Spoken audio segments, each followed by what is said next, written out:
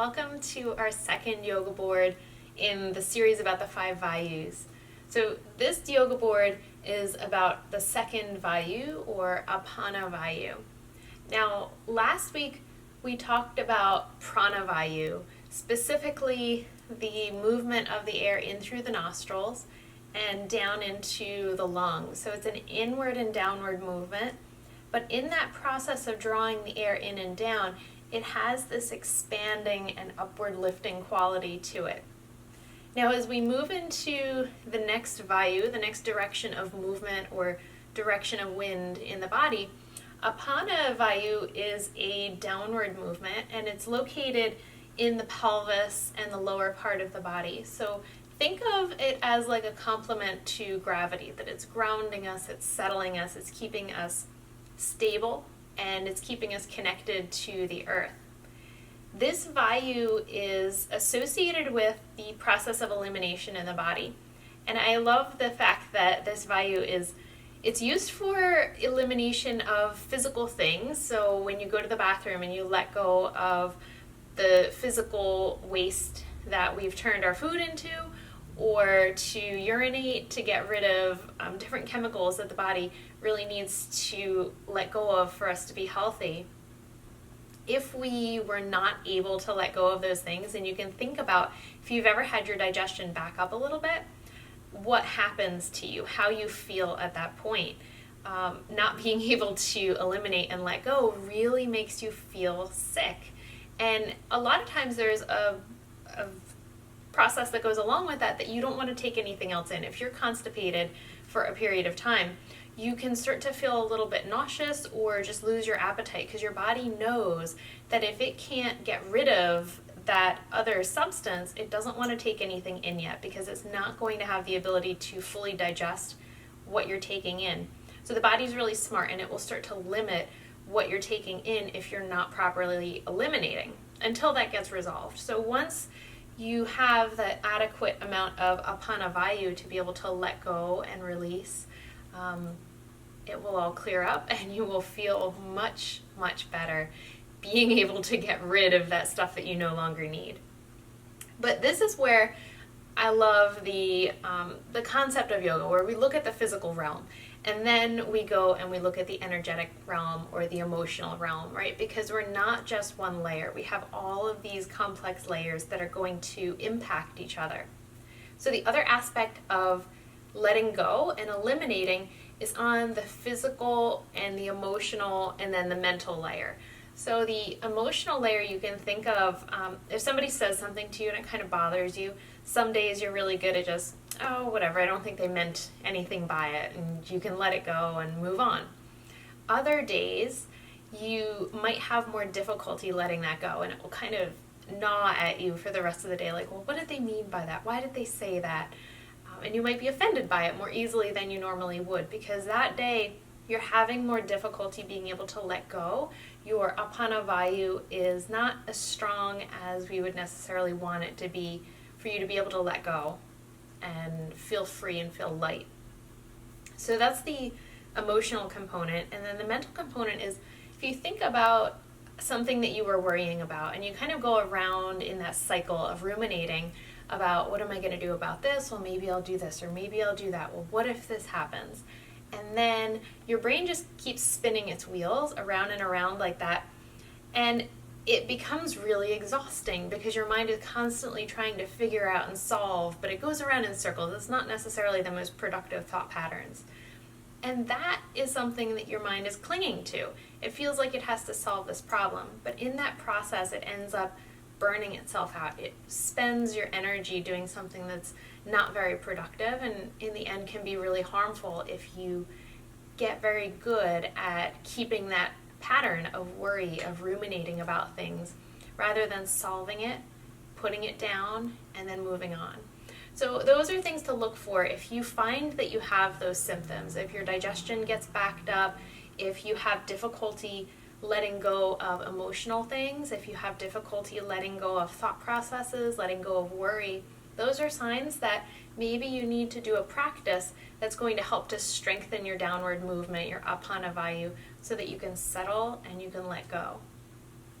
When we're not able to let go, these things weigh us down, and not in a good way, not like the way that the sandbag weighs us down. So the sandbag weighs us down. It puts some deep pressure onto us, and it calms the nervous system down. If you've ever seen a weighted blanket or something like that we use to calm the nervous system, they had something recently called a thunder jacket for a dog, and I have no idea if it works, but the principle behind it is that it gives deep pressure to the body, which tells the nervous system that you are secure, you are safe, you don't need to feel anxious right now.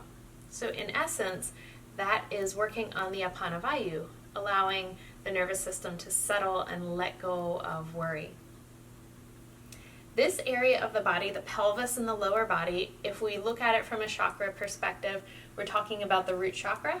And looking back to when we did our focus on that, when we had our yoga board on the root chakra, we know this is the space of feeling secure, of feeling supported, knowing that your physical needs in life are met, that you have food, water, shelter, and you are safe in your daily existence. That's really tied into this experience of APANA VAYU. The process of detoxifying, of letting go of things that if we held on to it would be damaging, whether on a physical layer if it's something that we need to get out, or on an emotional layer or on a thought layer. You have to be really careful to make sure that you're not somebody who absorbs emotions from other people. And some people are better at this, some people are more susceptible to it, but if you find that maybe you start out your day in a really good mood and then you're around somebody who is very negative and upset, and you soak that in and you take it on yourself, you're taking on those negative emotions, and then next thing you know, you too are in a bad mood, and that bad mood follows you for the rest of the day, even when you've left that person. That's something that you want to watch out for, because in that process of picking up that negative energy and then not being able to put it down, not being able to detoxify from it or let it go, can be a sign that the APANA VAYU is not strong enough. So a lot of times therapists will do this. When you're working with somebody who has a lot of trauma or is working through some really negative emotions, you want to make sure that you don't let that cling to you as the clinician or as the teacher. It can come up in yoga as well. Making sure that you have a personal grounding practice, that when you're done working with that person, that you can take a moment to ground yourself, to let go of whatever it was that you were working on with that person so that you don't take it on personally.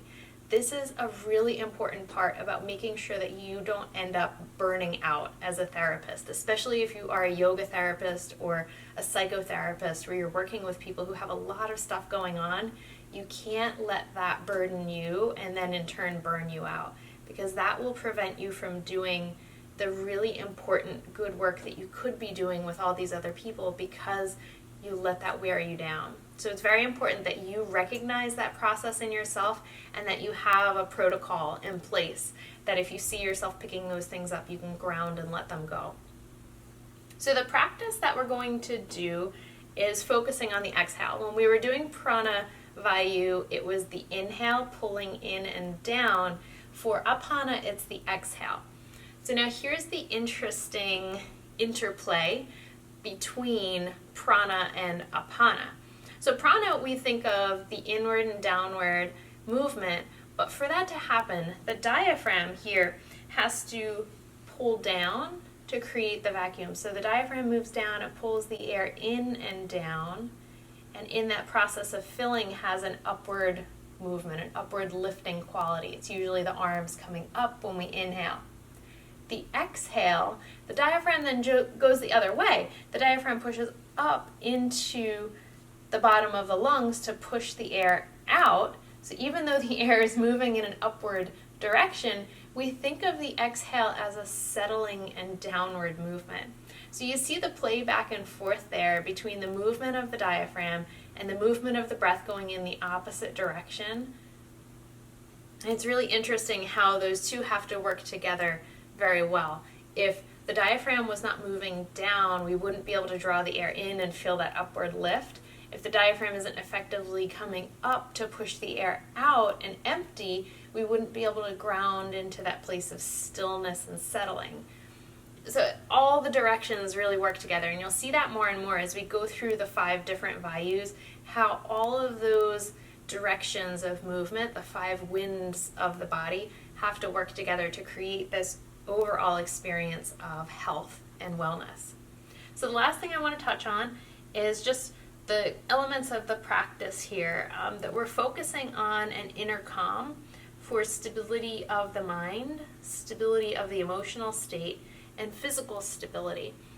Like when we're in a lunge, trying to find your stability, when we're in a single foot stand, like a tree pose, we're trying to find stability in that process. So we'll be doing forward bending because that's where we can feel settled and grounded and let the mind find that state of calm. We'll be doing some single foot balances to work on the grounding in that category of poses, working on the feet, the legs, the pelvis, lots of hip opening in a way that lets us settle and feel the pull of gravity. We'll be using a sandbag for that process of creating some deep pressure, and it helps us to feel more aware of the pull of gravity. Sometimes we're not aware of that in our poses, but the sandbag makes sure that we can feel that downward pressure. So I hope you enjoyed our second board of the VAYU series, and we have 3 more to go. Thank you so much. Namaste.